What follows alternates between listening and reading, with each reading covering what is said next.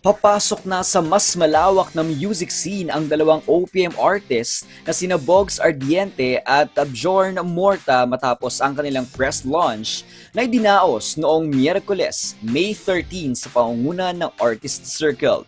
Sa naturang pagtitipon, ibinida ng dalawang musikero ang kanilang pagkahilig sa musika at mga personal na karanasang hugot ng inspirasyon sa kanilang mga awit na may lalim na mensahe. Para kay Bogs Ardiente, ang katotohanan sa pagsusulat ng susi or ang susi upang mas lalo pang makarelate ang mga tagapakinig sa kanyang mga likha.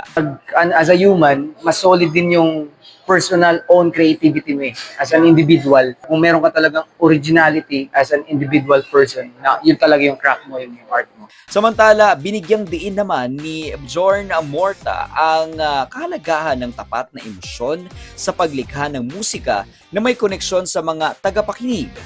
I want to let the world know ano yung meaning ng songs ko and that ma-apply nila sa buhay nila. Inaasahang mas lalong lalawak ang kanilang presensya sa OPM scene sa pamamagitan ng mga susunod na releases, collaborations at live performances habang patuloy nilang binubuo ang kanilang identidad sa industriya ng musika.